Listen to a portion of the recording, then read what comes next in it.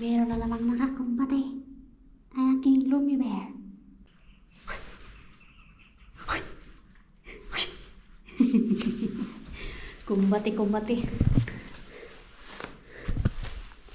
Kumbati.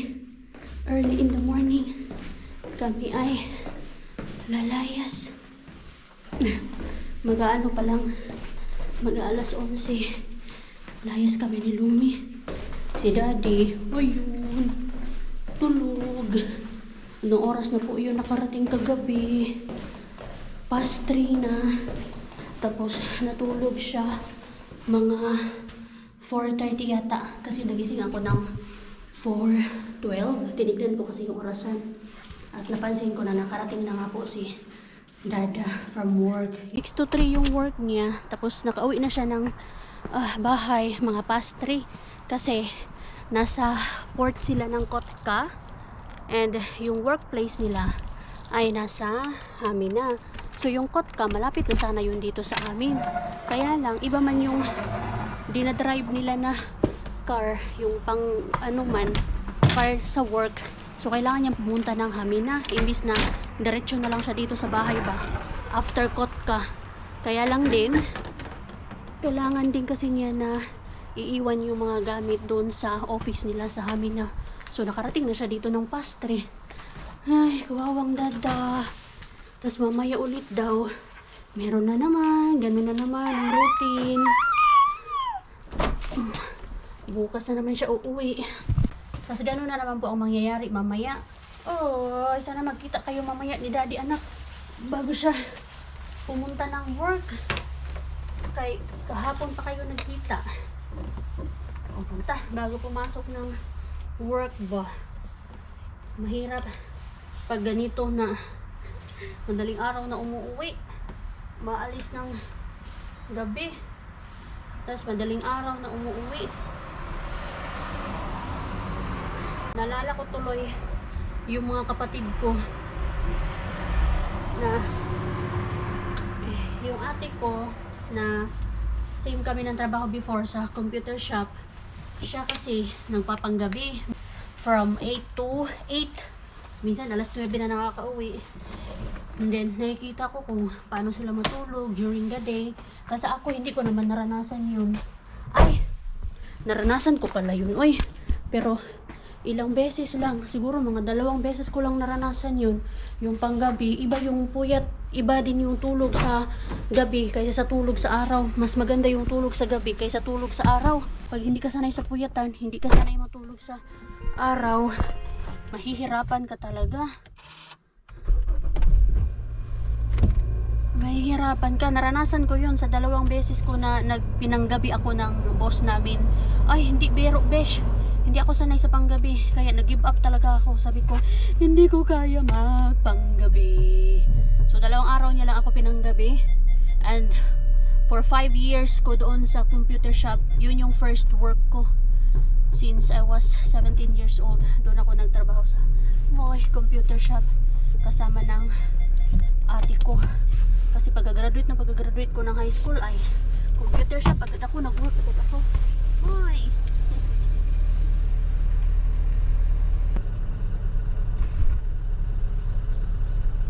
Hindi ko pa makalimutan yung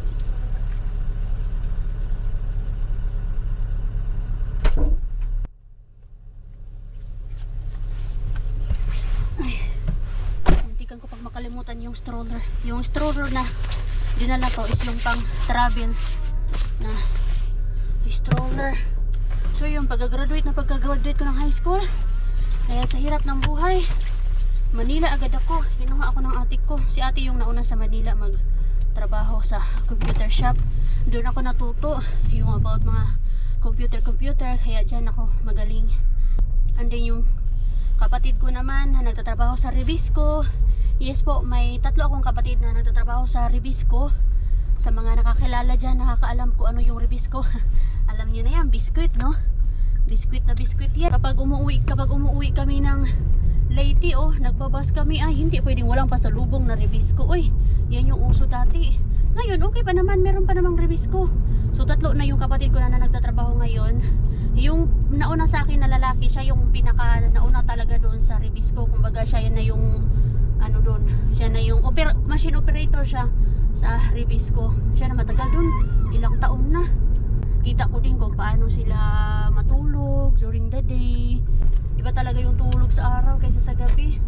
Kita ko din yung paghihirap nila. Kasi siyempre sa araw, limited na lang yung paggalaw-galaw mo. Kailangan mo ma-irespeto yung mga natutulog. Kailangan na maggalaw-galaw ka dyan. Nasa isang bahay lang kayo before. Kailangan maggalaw-galaw ka dyan. So ikaw hindi ka rin makagalaw ng maayos kasi kailangan mong isipin din yung natutulog mo mga kapatid. Siyempre pagod, puyat yun. Yun yung pinakaayaw ko, yung panggabi. Hindi ako pwede sa panggabi talaga. So for my 5 years, 2 beses lang ako nagpanggabi. Buti na lang naintindihan ng bossing ko, yung amo ko sa computer shop. I think buhay pa yung computer shop na yan dyan. Dyan sa mga taga-Tandang Sora, Quezon City, sa mga harapan sa taas ng McDo. Ang dami nang pinagbago dyan, yung mga internet cafe dyan. Doon, taas ng McDo or taas ng Jollibee. Yan, sa mga taga-QC dyan, Pasong Tamo. Ay, hindi Pasong Tamo, taga-Tandang Sora. Alam na alam ko yan dyan sa pasikot-sikot ng Quezon City.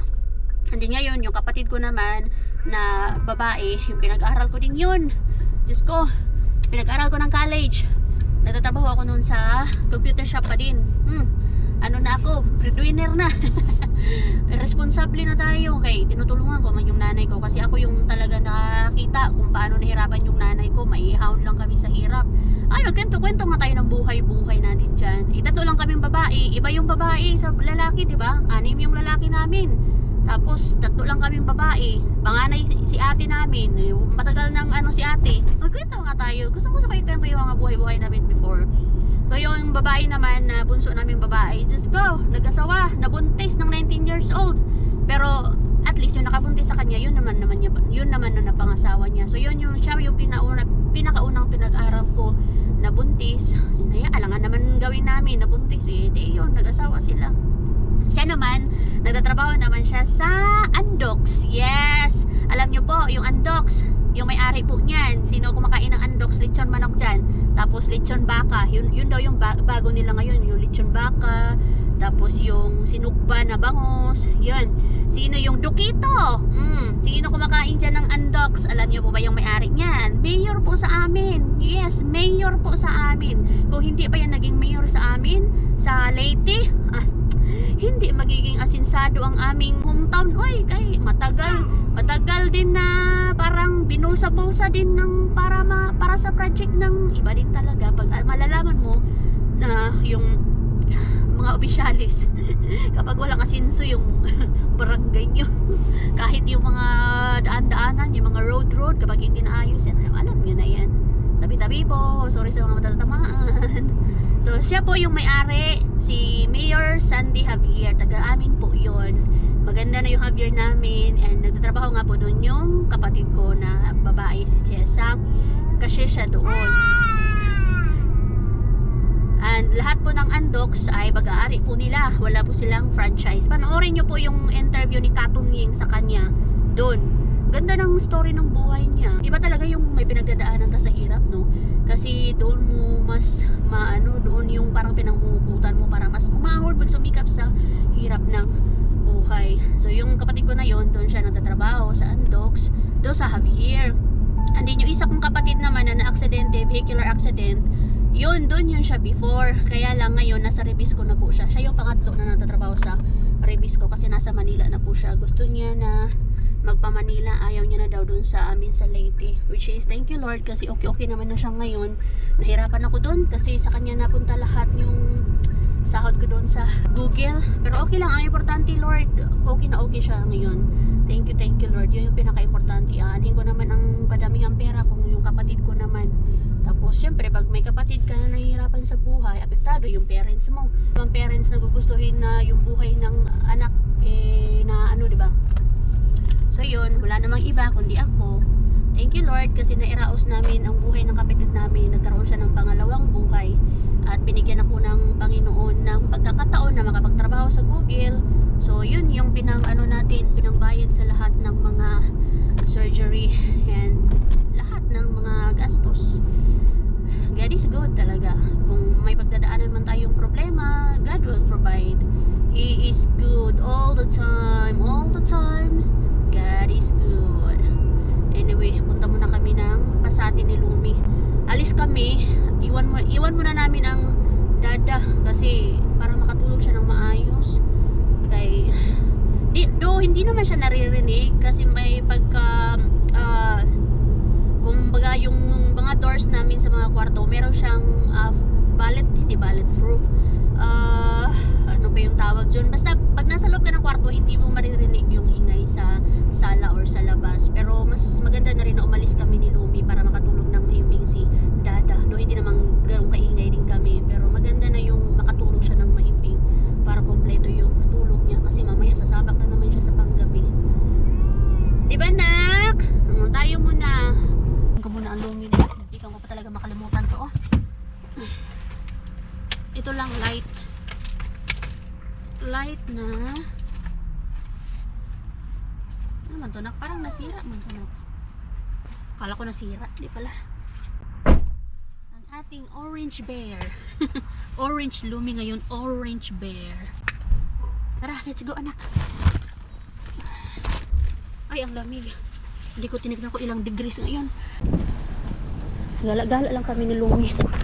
Pero magpaprint ako ng mga pictures para makabit na natin yung mga frames, magawa ang mga plano ni Rubita.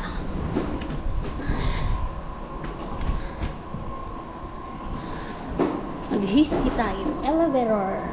Tawagan ko pala ang Lani. Makapunta sila dito sa play place para makapaglaro ang Lumi kahit saglit lang din. No, hurry kami. Kaya yung plano ni Daddy, sabi niya mga alas 2 daw siya gigising, alas 2 o alas 3. So, ganong oras na lang kami uuwi. Ilang oras lang yung tulog niya pag gano'n. Uy, bakit nandito kami sa... Dito man kami nilabas, uy. Ay, dito kami nilabas. Okay. Pwede na din. 1 hour later. Your favorite? Ladybug. Ooh. Oh, see? Favorite niya talaga yung ladybug. Hindi ko alam kung bakit. Ala. See? Oh, kinuha. Nico, let adding play. Wait. Let adding play? No daw. Kinuhaan ka ng laruan na. Ay, play that one, dali. Wow. Kinuha. Ikaw talaga, Nico. Inaano ka na? Kinakasal ka ni Kuya Nico? Ay. Kawawa naman ang akong batang gamay. Dalagang gamay. Don't throw. Come on, give it to Tita, dali. Give it to me. Dali. Don't throw lagi. Don't throw. Not throwing. Give it to Tita. Anak, here, Here. Here.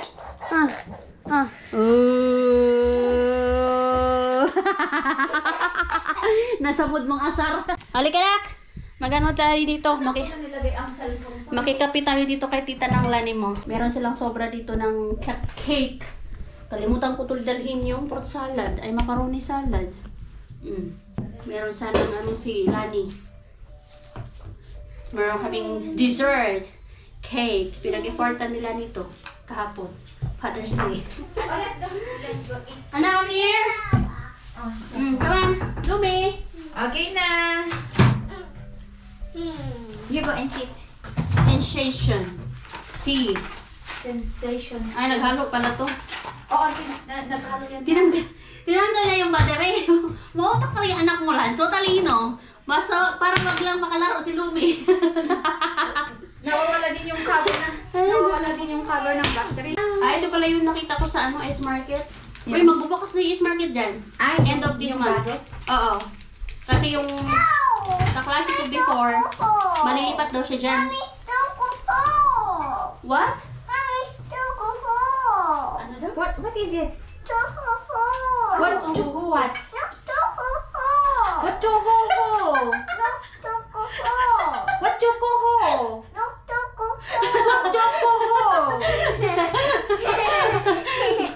What chocoho? Hindi ka maintindihan, pero yung remote control. Remote control. Remote control kasi nakita niya si Lumi yung bit ng remote control eh. Alam mo na kung ano yung makita niya kay Lumi. Pwede. Ginagawa din niya yan na. Minsan napapagod na ako, hinahayaan ko na. Kaya nga, iyan mo na lang. Kasi marami din naman choices si Lumi eh. Hindi rin naman siya umiiyak pag ginagawan. Kiki. Kaya hot! Is it hot? Are you sure it is hot? May cake ba na hot? Are you sure it is hot? Maloko kaliko ah. This is Ikaw, ah. cold. Cold. May lang. Ang laro na sila dito. Asa rin milk mo? Andito. Ay, milk ang gagamit mo. Oh. Pwede na niya. Kuha. Ha? Ha? Kuha, kirma? Oo, mas masarap siya. Mas creamier. Seriously? Parang Yes. condensed to eh. Hindi. Iba. Ang rang iba. Oo. Mas gusto ko yan. Yes. Sige na nga. Seriously? May ko na nga lang pakainin niya sila. Alam, andun pa rin yung mga cars na mga... Sige lang. Yung tatay, yung ano niyan, yung masyadong nervyoso. Hindi pwede yung mga ganyan. Sus. Ay, sinabi mo pa. Alam ko, okay lang naman yung mga cars, pero... What is that? Right there, yes. It's alright. It's alright. You throw it. Throw it. What is Bro, that? ano ba niya tayo? Yeah. Throw it. Throw it. Grabe mo makahila. Ang sarap lunch. May talent ka talaga sa pagkawa ng cake lunch. Sana all. Yan ang mekos yung isa. Sarap. Oh, done. Yan. Thank you. Yes. Yeah, good job. You watch Ading there. How did this playing? Drop. Ay, Wow, may ganyan-ganyan pa pala oh. Bulahin Ayun. mo. Oy, tignan mo. May ganyan-ganyan pa pala oh. Parang gawa ng galit eh. Tignan mo ang decor niyan kahapon. Airport na airport, ilang oras kang hindi natulog dito na. Hindi naman. Bading. Oh, di ba? Ay, wow! Airport na airport, ang ganda lang. Tinalo mo yung ano. Tinalo mo yung nasa bakery. Sana all. Nililabas ka na. Wow. Sana all my time. Alam sa hindi ka na natulog. Hindi ito yung napuyatan ko. Hindi ba?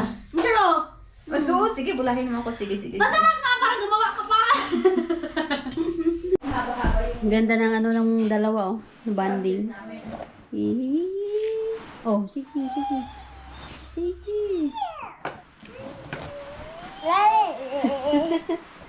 Ang magkaaway Sunday.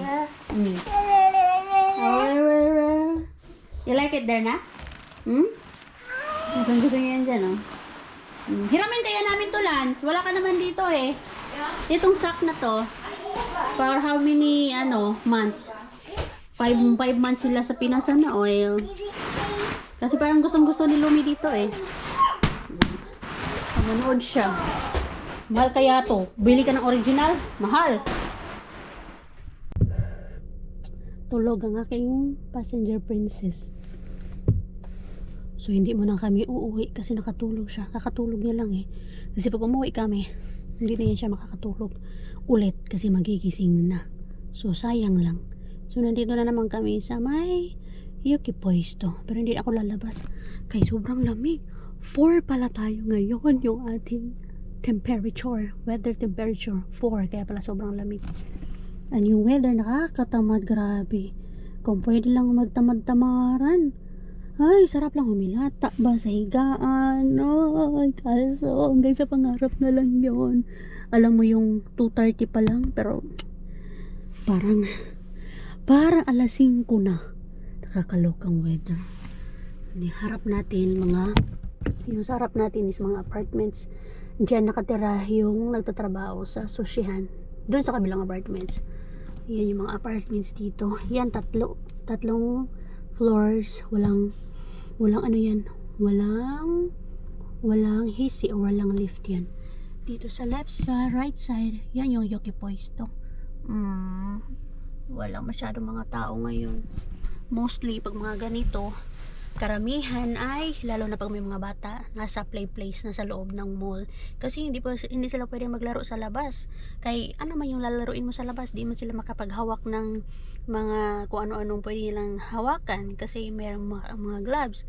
Pero pag mga nasa paibakote or nasa daycare, yun, kasi may mga time talaga na kailangan nila maglaro. Daycare, hindi lang yung katulad sa atin na pag sinabing daycare, more on nag-aaral kayo. Dito kasi dinadaan nila sa laro-laro. At the same time, nag-aaral sila. So, balance ba? Kaya early pa lang, ang dami nang alam ng mga bata kasi pinapasok agad, di ba?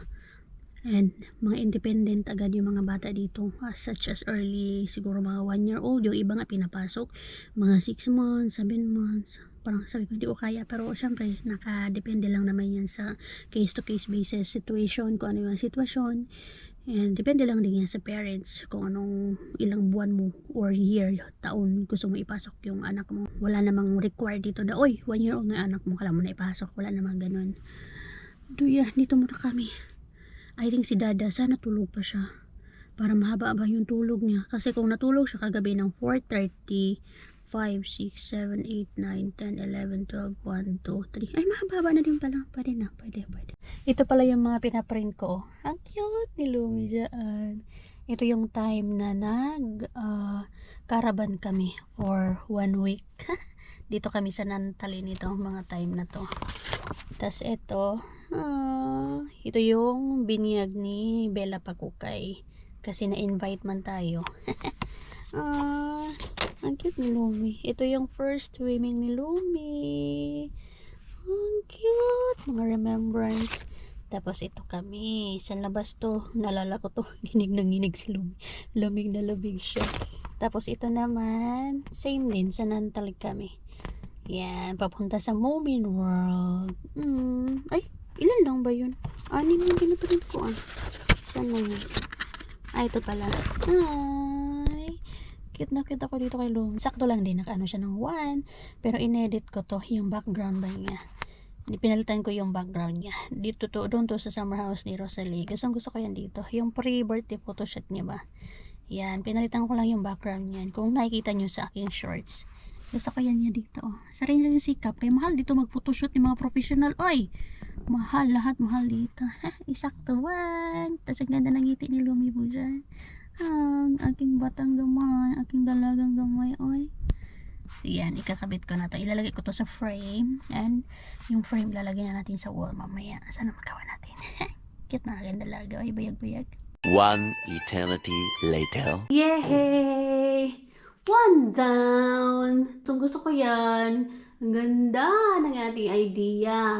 Kaya lang, kulang pa ng isang picture doon sa gilid. Yung naka-portrait siya. Heart, kumbaga pa-heart siya na pagkalagay ng ating mga picture frames dyan. Wow! I love it! Pag gusto mo pang magdagdag, magdagdag ka lang dyan. O, di ba ang ganda? So, ito yung ginagamit ko mga beshies. Nano double-sided na tape. Tapos mga light lang yung frames na yan. Di ba? Uy! Ano naman yan? Sige. Iyak, sige. Iyak.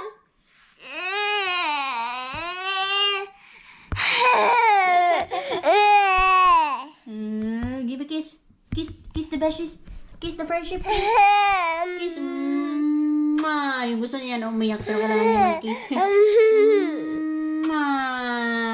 High five, high five. High five. High five. High five. High five. Dila, high five na. Ito kailangan ko na itong tupiin pala. Tutupiin ko na to today. Tapos maglo-laundry ulit ako. Para wala nang labahin. And next na gagawin ko ay kailangan ko palang palitan yung mga beddings bago umalis si Mr. Marapit na siya umalis. Meron na lang akong 30 minutes. Yung mga hanging plants, si Mr. yung kailangan maglagay din kayo. Hindi ko abot, besh. Ang ganda talaga. Ang galing ng idea natin, no? Pwede pa ako maglagay dyan ng maraming pictures pa. May mga pictures tayo dyan na nagde-dating pa lang kami ni Mr. Yung nag-travel kami sa Prague. Nung buntis na. Tapos andun yung mga ninongs and ninangs. Ni Lumi. Tapos lahat yan. Dagdag pa tayo. Ingay ng mga laruan ni Lumi. Grabe ang lumi ngayon. Hindi ko siya maintindihan. Ay. Nag-start kami, nasa bed, 6:45. Anong oras na? 8:20 na. Ngayon niya lang ako pinakawalan. Medyo naubusan ako ng pasensya ay. Kasi ang dami ko pang kailangan gawin. Meron pa akong kailangan lutuin. Tapos yung laundry ko, kailangan ko pa isampay. Lutuin ko yung mga ulam doon bago pa masira yun. Hindi, kailangan ko pang... Ay, po. Kanina nga, habang naglalaro ang Lumi dito ba, sa sobrang pagod ko, samahan pa ng sakit ng katawan. Mangiyak-ngiyak ako kanina ba? Ang buhay natin, oy. Mangiyak-ngiyak ako kanina. Buti na lang hindi ako nagpadala sa... kung napadala ako sa iyak-iyak ko kanina, ay, hindi ko alam. Baka atakihin na naman tayo ng mental breakdown nito. Tama na yun na nagka-mental breakdown tayo ng 2 beses. Kasi kung magpatalo tayo, paano na lang ang lumibo? Sino na mag-aalaga yan? Gusto ko magpahinga ba? Kaso, wala, di na talaga uso yun. Mayroon na tayong anak eh. And of course, ginusto ko rin naman to na magkaroon ng anak. Hindi naman ako nagsisisi doon. Pero yung hindi mo pala inaasahan na magiging ganito pala ka hirap pag meron ka ng anak ba? Hindi lang basta pagod eh. Talagang mahirap siya. Diba mga nanay dyan? Ay, hindi pala ako nakapag-change ng beddings ngayon kay umalis na si Mr. So bukas na naman ulit. Tapos vacuum. Sana magawa ko. Vacuum, tapos imap ko yung floor. Hindi magtupi ako para wala nang tamang-tama lang din pala. Matuyo din to bukas, so sabay ko na itong tupiin.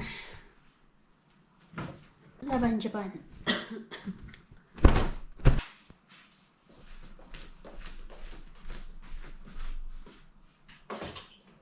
Magtinulang manok ako. Tsaka yung pork kagabi, kaya hindi ko man ito naluto. Hinahiwa ko lang, hindi ko pa naluto.